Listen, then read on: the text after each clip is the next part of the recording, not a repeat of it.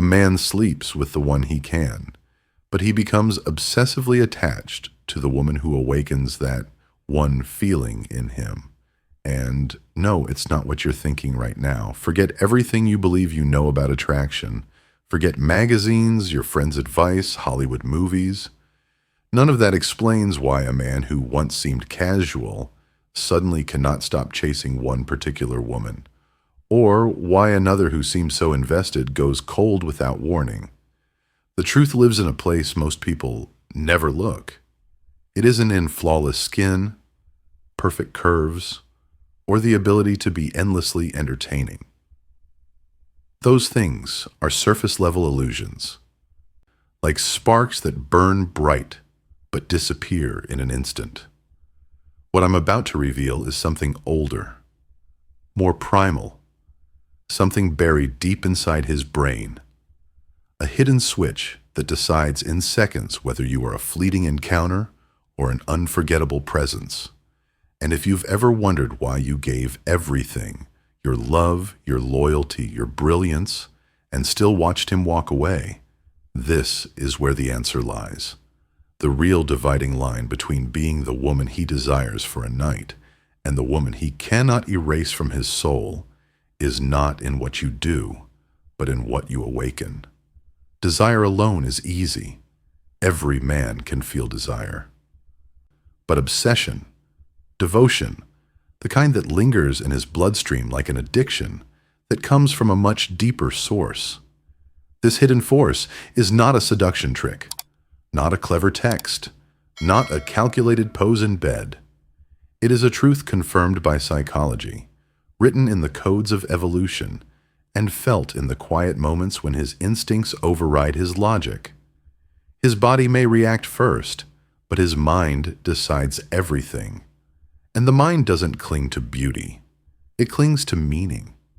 So the question every woman should ask herself is not, how can I make him want me physically? That's the beginner's game. The real question, the one that changes everything, is, how do I become unforgettable in his mind? There exists something like a secret drug for the male brain. Once triggered, it floods his system with a feeling so intoxicating that he begins to crave your presence not just as a lover, but as an anchor, a mirror, a source of something he cannot find anywhere else. And here is where I will surprise you. This drug is not passion, not mystery, not beauty. It is a single word that sounds almost too plain to hold such power: admiration. At first, admiration doesn't sound very romantic, does it? It feels like what you'd give a mentor, a teacher, maybe a public figure. But that's the brilliance of it, because hidden in that word is the deepest truth about male desire. A man can desire many women, but he only becomes obsessed with the one who makes him feel something beyond lust, the one who makes him feel that to stand beside her, he must rise higher, be greater, become more. That shift is what transforms attraction from a fleeting spark into a lifelong fire. You see, a man is wired not just to pursue, but to conquer, to create, to prove himself. Beneath the surface, beneath the casual dates and the polite smiles, there is a primal engine inside him that craves challenge and meaning. When he merely wants you, he is a hunter. But when he admires you, the game changes completely. Suddenly, it is no longer about possession. It becomes about transformation. He doesn't just want your body. He wants your light, your mind, your essence. He begins to ask himself, am I good enough for her?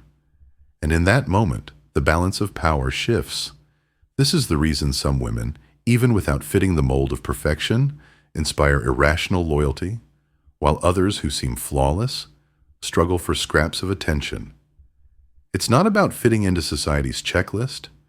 It's about stepping through a different door altogether, the door to his mind, where admiration lives. Because while lust makes him chase, admiration makes him stay, and staying is the true test. But here's the cruel trick life plays. Society has taught women for generations to dim themselves. Don't shine too brightly. Don't speak too strongly. Don't outgrow him. They've been told. Men are intimidated by women who are too much. And in following that lie, countless women have silenced their brilliance, softened their edges, and shrunk themselves into palatable versions of who they really are. And yet, in doing so, they've extinguished the very flame that could have made them unforgettable. A man of real value is not afraid of your fire. He is drawn to it. What repels him is not your strength, but the way it is wielded. If your success is used as a weapon, if your intelligence is sharpened to cut, if every conversation becomes a battlefield where you must win, he won't see you as a partner, but as an opponent. And desire cannot survive in rivalry.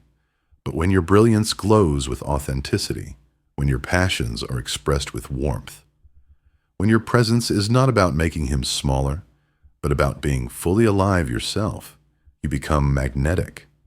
Not because you chase his approval, but because you awaken his admiration. Think of the moments when you've been most alive, when you lose yourself in a book you love, when your voice trembles as you defend an idea you believe in, when your laughter fills the room without apology, when you fight through something difficult and emerge determined. In those moments, without even realizing it, you are igniting admiration. That is the drug his brain cannot resist. The moment admiration enters the picture, everything changes. What once was shallow desire suddenly becomes layered with meaning. Instead of "I want her tonight," it becomes "I want to stand beside her always." This is the secret shift, the hidden alchemy that separates the woman who is an option from the woman who is the only choice. And the irony is this: admiration doesn't come from playing a role, from acting flawless, or from bending yourself into a version you think he wants. It comes when you are most unapologetically alive in your own truth. But here is where so many fall into the trap. They've been told that admiration will scare men away, that strength and independence are weapons against intimacy. They confuse admiration with intimidation, and in that confusion, they betray themselves. They believe that to keep him, they must become smaller, softer, quieter, less opinionated, less ambitious. They trade their brilliance for approval, their authenticity for safety. And in doing so, they extinguish the very spark that could have made them unforgettable. The truth is far more nuanced. A man is not frightened of your intelligence, your ambition, or your independence. What weakens him, what drains him, is when those gifts are turned against him like blades. When a woman treats every conversation as a debate to be won, when she constantly measures her worth against his, when she competes with him as though he is the enemy, that is when admiration dies, and with it, attraction. Not because she is too strong, but because she has stepped out of harmony. There is a magnetic polarity between masculine and feminine energy. It is not about one being stronger than the other, but about complementing each other, about creating a current that pulls them together. When admiration flows, this polarity thrives. When rivalry takes over, the current is broken and desire suffocates. Let me paint a picture. Imagine Sophia, brilliant and successful, educated and fiercely independent.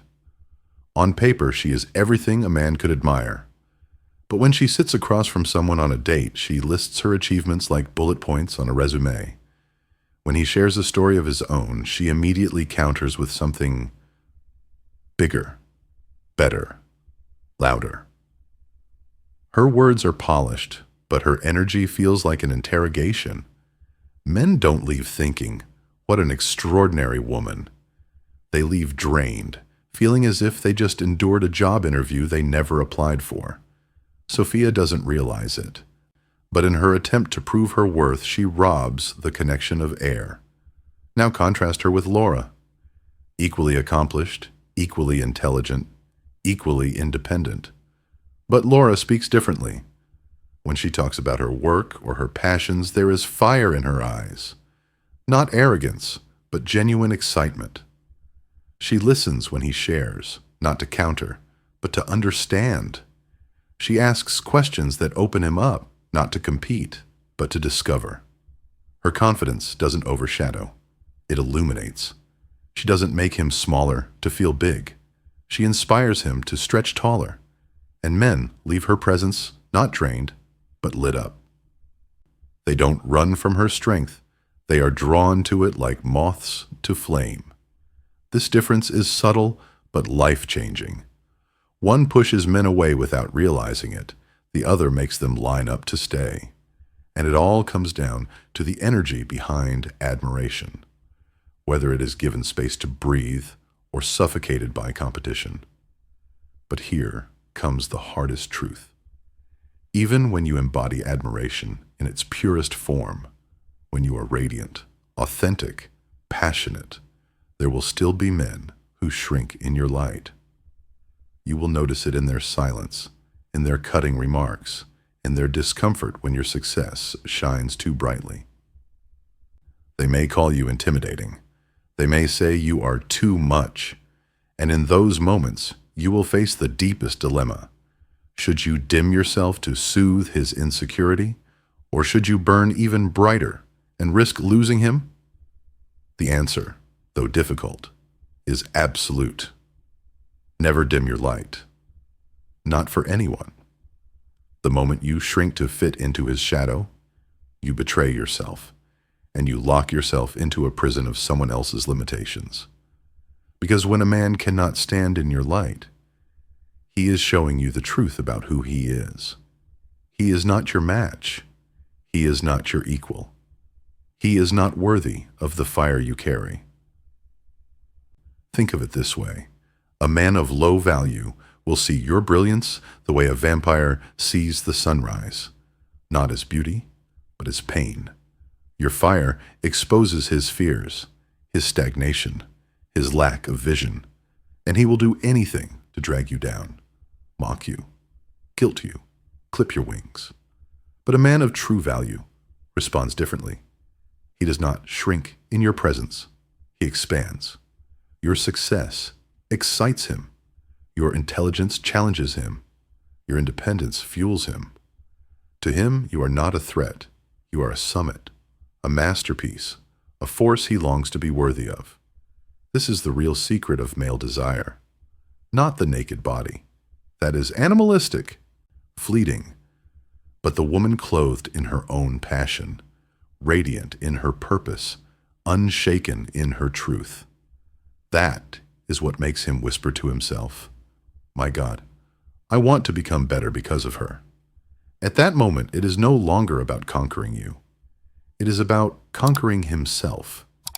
It is no longer about what he can take from you, but what he can grow into beside you. That shift is the most intoxicating drug of all.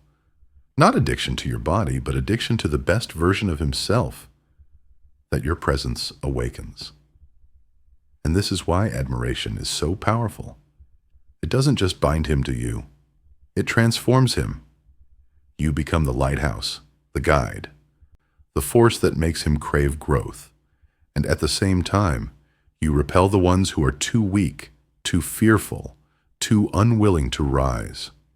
Your fire filters them out, saving you from years of wasted time, protecting you from the heartbreak of trying to fix someone who does not want to evolve. So the question becomes, how do you embody this in your everyday life? The answer is not in strategies or tactics. It is not in playing games. It is in asking yourself, what ignites me? What fills me with energy? What passion? What truth? What fight makes me come alive? Because that, not the mask you wear to please others, is the drug that awakens admiration. When you begin to ask yourself what truly ignites you, something extraordinary happens. The spotlight shifts away from men, away from their approval, and turns inward toward your own fire. Because admiration isn't manufactured. It isn't a trick you perform to impress him. It is born from living with authenticity, from being so unapologetically alive in your own passions that your energy fills the space without trying. Think for a moment about the activities or ideas that consume you so fully that you lose track of time. Maybe it's writing, painting, traveling, studying history, debating philosophy, or designing something with your own hands. Maybe it's the quiet joy of tending a garden, the rush of running at dawn, or the thrill of creating music. These passions may seem small or strange, but they hold the gold. They are not distractions. They are the fuel that makes you magnetic. Because when you speak about them, your voice carries conviction, your eyes glow, your energy radiates. That is what he feels. Not the hobby itself, but the fire behind it. Admiration is not about proving yourself. It's not about reciting your resume like a robot. It's about transmitting your passion so deeply that it becomes contagious. Imagine this. Instead of saying, "I like films," you light up as you describe a particular scene that moved you. How the colors, the silence, the expression of the actor haunted you for days. Instead of casually mentioning that you read, you invite him to a secondhand bookstore, telling him how you love the scent of old pages. You're not trying to convince him to love what you love. You're simply letting your enthusiasm be felt. And that is irresistible. Because here's the truth. Men are not drawn to women who erase themselves in order to fit his preferences. Pretending you love football when you don't, laughing at jokes you find dull. Pretending you're helpless so he can play the savior. Those things may win temporary approval, but they never earn admiration. In fact, they silently communicate the opposite, that you don't value your own spark. And if you don't value it, why should he? Instead, begin to protect your fire as if it were sacred. Stop sacrificing your passions to keep him comfortable. Guard your time for what feeds you, even if it means saying no. Show up to conversations with honesty, even if it stirs disagreement. Speak your truth, even when your voice trembles. Be proud of your progress, not only your victories. Tell him, "I'm learning something new right now. It's messy. I failed today, but tomorrow I'll try again." This vulnerability, this rawness, is what makes you real. And reality is far more magnetic than perfection. Yes, some men will walk away from this. They will call you too intense, too passionate, too much. They will shrink in the face of your fire, because your light reveals their shadows. But every man who leaves because of that is doing you a favor. He is not a loss. He is proof that your filter works. He saves you months, even years, of trying to fit into a life too small for you. And in the empty space he leaves behind, you create room for the man who doesn't just tolerate your fire. He seeks it. He feeds it. He brings his own wood to keep it burning.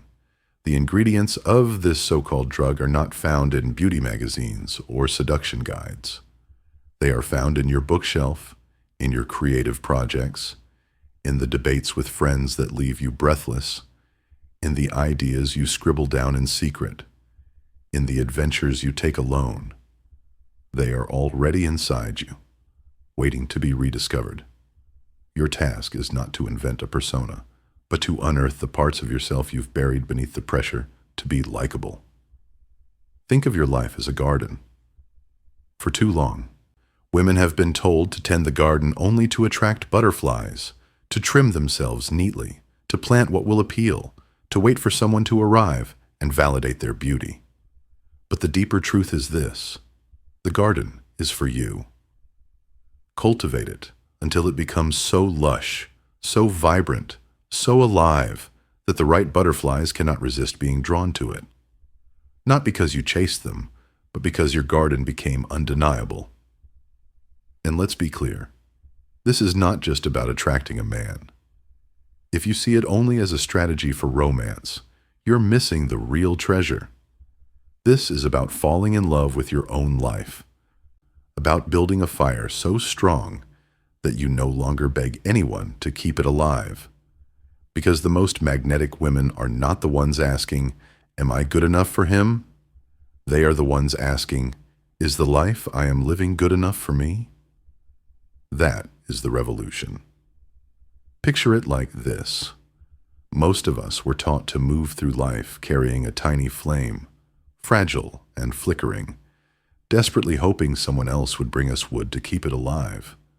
But what if instead you built your own fire? What if you gathered your passions, your dreams, your friendships, your knowledge, and stacked them carefully until your flame grew into a blazing bonfire? Suddenly, you are no longer dependent. You are radiant. People don't gather around a weak spark. They are irresistibly drawn to the warmth of a powerful flame. And that's the essence of admiration. It's not a performance for a man. It's the natural consequence of living fully, of respecting yourself so deeply that others can't help but respect you too. You send an unspoken message. This is how I value myself. This is how I expect to be treated. And the right man hears that message loud and clear. He doesn't come to dim your fire. He comes to sit beside it, to contribute to it, to build something even greater with you. This is the path of becoming unforgettable. It is not the path of adapting, of twisting yourself into what you think he wants. That path may win you approval, but it will never win you admiration. The path of admiration is steeper, lonelier at times, but infinitely more rewarding. Because it leads not just to him, it leads back to yourself. Every day you stand at a crossroads. Two paths stretch before you. The first is the well-worn road most people take, the road of adapting, pleasing, smoothing your edges so you don't make waves. It's the path of nodding when you want to say no, of laughing at jokes that don't amuse you, of pretending to be smaller so that someone else can feel bigger. It's safe, familiar, but it is the path of forgettability. Because in making yourself a watered-down version of who you are, you may win approval, but you lose the spark that makes you unforgettable. The second path is narrower, steeper, lonelier at times. It asks more of you. It asks you to build yourself piece by piece, stone by stone, to choose a book that challenges you instead of wasting hours on what everyone else watches, to speak your opinion, even when your voice shakes, to defend your passions, even when no one else understands them, to take a step toward the life you desire, even when you don't know where it will lead. This is the path of self-respect, of authenticity, of fire. And while it is not always easy, it is the only path that leads to admiration. Because in the end, it isn't about him. It never was. This journey has always been about you, about the woman you become when you stop asking, "Am I enough for him?" and start asking, "Is this life enough for me?" That shift, that turn inward, is what changes everything. Imagine your life as a fire. For too long, many of us have begged others to bring us wood, to keep our flame alive. We've waited for someone else's presence to validate our worth. But the truth is, your fire is yours to tend.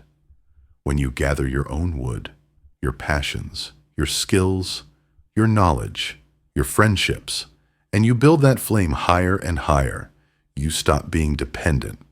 You become radiant. You become a beacon. People are not drawn to a flicker struggling to survive.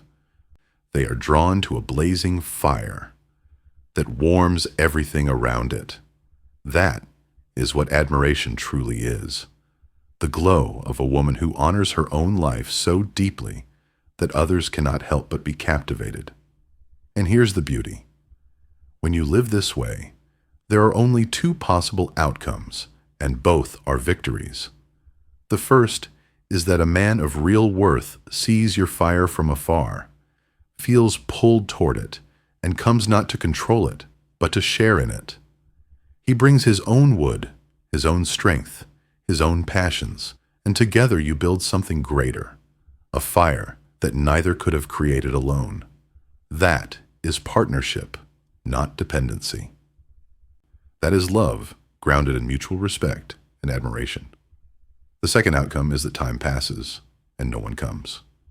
6 months, a year, maybe more. And still, you are not empty. You are full. Because in tending your fire, you've built a life that is rich, meaningful, and alive. You've grown stronger, wiser, more interesting. You've fallen in love with your own existence. So when someone does come, he is not your savior. He is a bonus. And if no one comes, you are still whole. Either way, you win. That is why this path is unshakable. Because it's not about a trick to get him addicted to you. It's about becoming so deeply in love with your own fire that the right ones cannot help but be drawn and the wrong ones are burned away. Now ask yourself this. When a man who once knew you thinks back years later, what do you want him to remember? Do you want to be the pretty face, the agreeable presence, the girl who blended in with everyone else?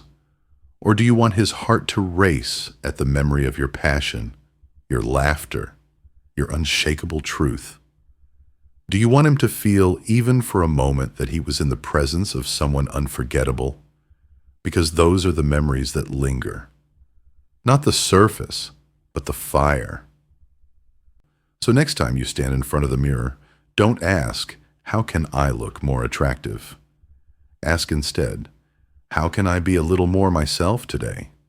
Because beauty may capture his eyes, but admiration captures his mind. And once you have his mind, the rest follows, effortlessly. Admiration is the real secret, the mental drug that rewires him, that makes him crave not just your body, but your presence, your essence, your fire. And when you embody this, you'll never again wonder why some women are unforgettable. You'll know, because you will be one of them. And remember this truth. The strongest form of attraction is not about becoming the woman he wants. It is about being so vividly, so unapologetically alive in your own skin that it becomes a privilege for him to stand beside you. That is the legacy you create. That is the power you hold. That is the fire that will never go out.